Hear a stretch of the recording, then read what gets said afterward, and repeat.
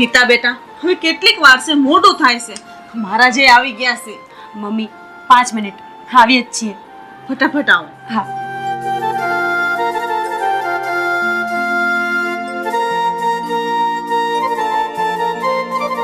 શું કરે છે બચ્ચા?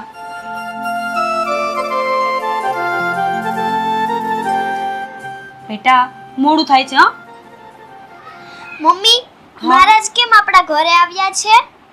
બેટા આપણે છે ને મહારાજ પાસે તારી જન્મ કુંડલી કઢાવવા આપી હતી ને, એ આપવા આવ્યા છે અને તને સાચા બધા આશીર્વાદ આપવા આવ્યા છે.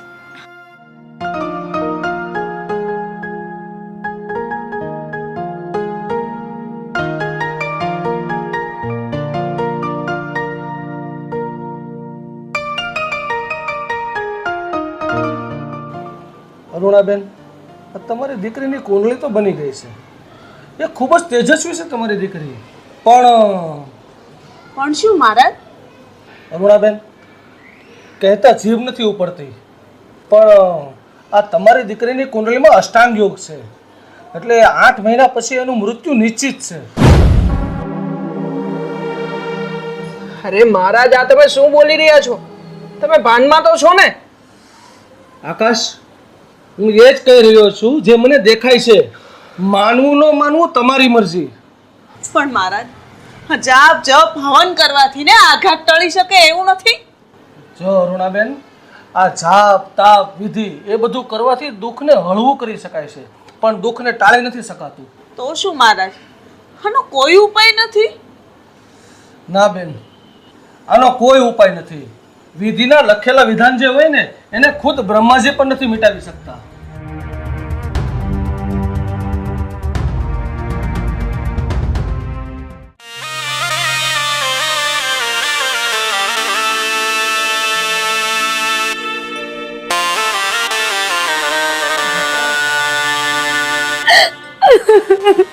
નીતા, તું આમ રડીશ ને. નીતા, તું આમ રડીશ નહીં. જો મહારાજે ભલે ને બધું કીધું, એ થોડા કઈ ભગવાન છે કે એની બધી વાત સાચી પડી જાય? મમ્મી, મારા મનમાં ફળક બેસી ગઈ છે. ડર લાગે છે મને. હું ક્યાંક મારી દીકરીને ખોઈ બેસીશ તો. અરે નીતા, તું આવી ગાંડા જેવી વાતો નહીં કર. કઈ નહીં તે આપણી દીકરી પ્રિયાંશીને. આકાશ, જયરાજ મહારાજ આપણા કુળના ગોર છે. આજ સુધી એમને જેટલી પણ કુંડલીઓ જોઈ છે, જેટલા પણ ભવિષ્યવાણીઓ કરી છે ને, એ બધી સાચી પડી છે. એક વખત પણ એ ખોટા નથી પડ્યા, અને આ વખતે પણ એ સાચા પડ્યા તો. આકાશ, નીતા સાચું કહે છે. આપણા ગોર મહારાજે અત્યાર સુધીમાં જે કોઈ પણ આગાહી કરી છે ને, એ બધી સાચી પડી છે. એટલે મને બહુ ડર લાગે. આ ભવિષ્યવાણી પણ સાચી પડી ગઈ તો? એટલે મારે આનો કોઈક તો રસ્તો કાઢવો જ પડશે. મારે મહારાજને મળવું જ પડશે બેટા.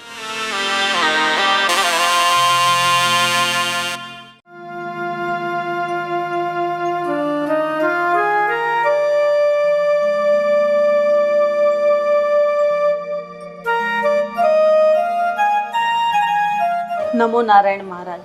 નમો નારાયણ. બેસો. શું આવવાનું થયું બેન? મહારાજ, તમે જે ભવિષ્યવાણી કરી હતી ને એના વિશે હું વાત કરવા આવીશ. આ સંકટ ટાળવાનો કોઈ રસ્તો બતાવો. બેન, આ કપાળે લખેલા કર્મના લેખ કોઈ નથી ટાળી શકતું. વિધિના લેખ બદલી શકે એમ હોય ને તો કોઈ દેવી દેવતા જ બદલી શકે છે. એટલે મહારાજ, તમે કેવા હું માંગો છો? બેન, તમારી દીકરીનું મૃત્યુ કુંડળી પ્રમાણે 8 મહિના પછી નિશ્ચિત થવાનું છે. બનવા જોગ 8 મહિના પછી શ્રાવણ માસ આવે છે. તમારી પાસે ઉત્તમ તક છે. એટલે બેન, આ શ્રાવણ માસમાં ઘણી બહેનો જીવંતિકા માનું વ્રત કરે છે, તો આ વ્રત તમે પણ કરો. હા મહારાજ, માં જીવંતિકા વિશે તો અમે સાંભળ્યું છે, પણ એનું વ્રત, એની વિધિ કેવી રીતના હોય એ તમે મને જણાવો ને. બેન, જીવંતિકામાં સંતાનોની રક્ષા કરનારી દેવી છે. તમારા સંતાનોને લાંબુ આયુષ્ય અને સુખ આપનારી દેવી છે. તમારે જો આ વ્રત કરવું હોય તો તમને જીવંતિકા માનું આખું વિધાન કહું, તમે એ પ્રમાણે વ્રત કરજો. તો સાંભળો તમે. શ્રાવણ માસના શુક્રવારે લાલ સાડી પહેરીને તમારે જીવંતિકા માનું વ્રતનું સ્થાપન કરવાનું છે.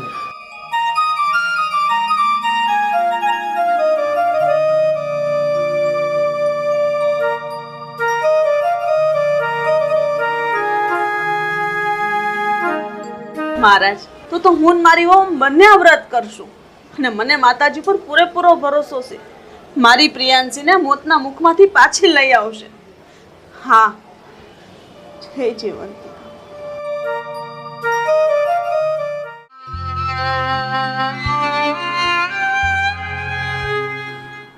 મમ્મી તું કેમ રડે છે?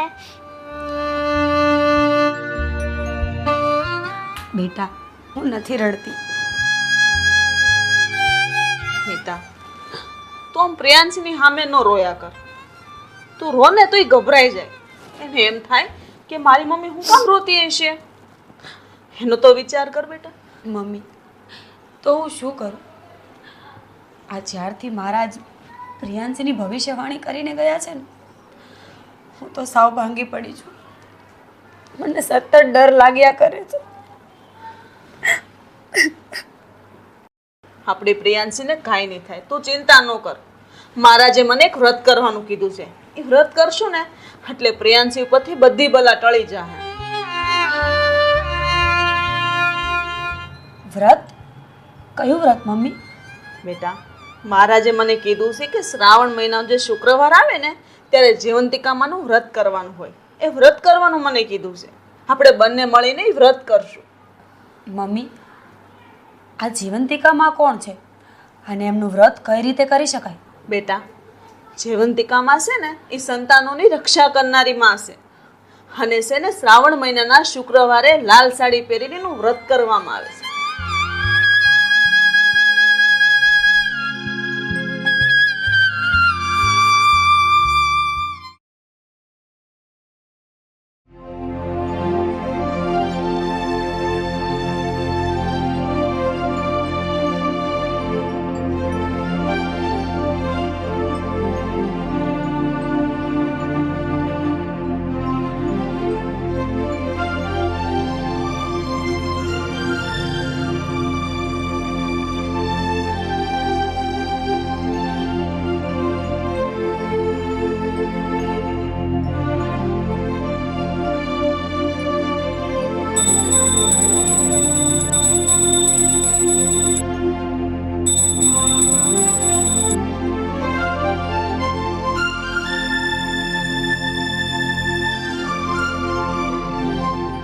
માં, હું તારા આશરે આવી છું.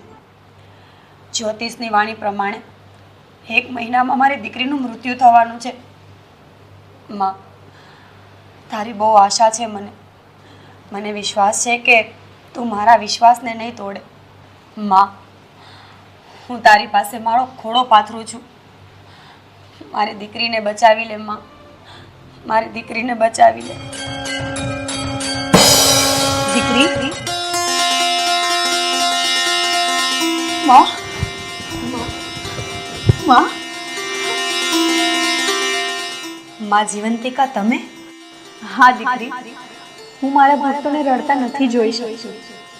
બોલ દીકરી, શું જોઈએ છે તારે? માં, જ્યોતિષની વાણી પ્રમાણે આ જ મહિનામાં મારી દીકરી પ્રિયાંશીનું મૃત્યુ થવાનું છે. માં, હું મારી દીકરીને ખોવા નથી માંગતી. મારો છેલ્લો આધાર તું છે માં. મહેરબાની કરીને મારી દીકરીને બચાવી લે. હવે તું જ કંઈક કર. દીકરી, તારી દીકરીનું મૃત્યુ થવાનું છે એ વાત સાચી છે, પણ તું જરાય ચિંતા ન કરીશ.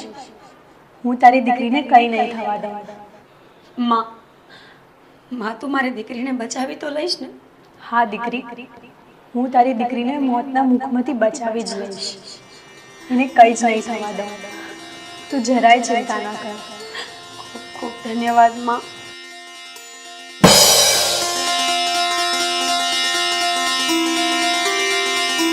બેટા, જોયું તે? હા, માના કેવા પરચા છે. જય જીવંતી.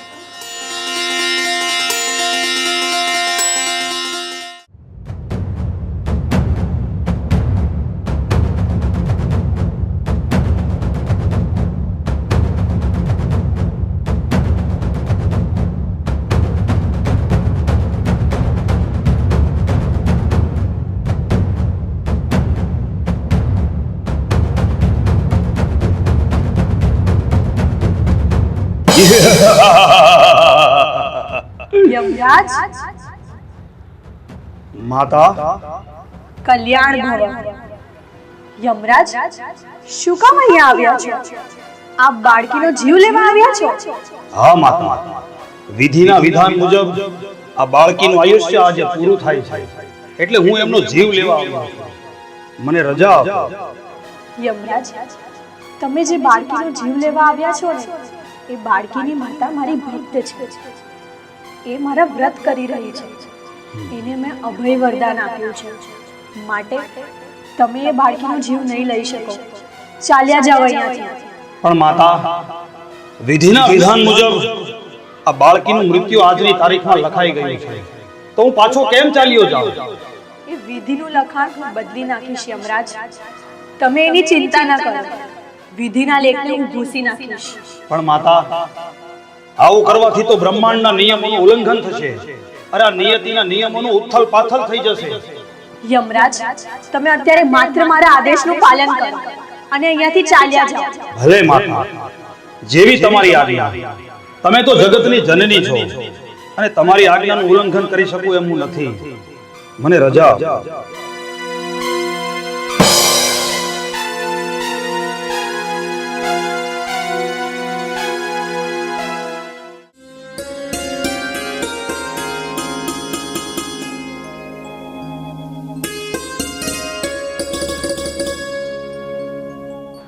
પ્રિયાંશીને કાંઈ નથી થયું બેટા. હા મમ્મી, આકાશ, પ્રિયાંશીને કંઈ જ નથી થયું. માં જીવંતિકાએ મારી દીકરીને નવું જીવન દાન દીધું છે. દીકરી,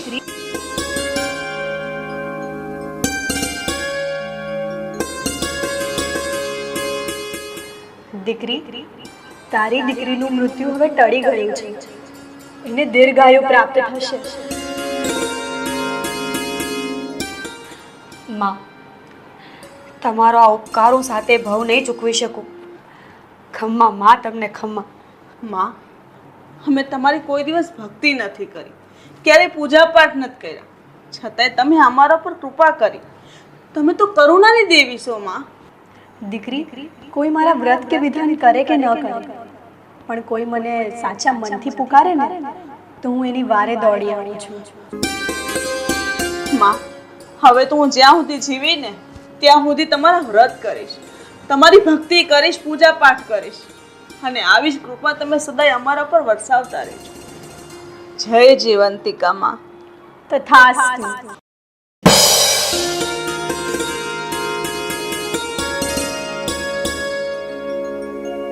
બોલો જીવંતિકા માતની જય.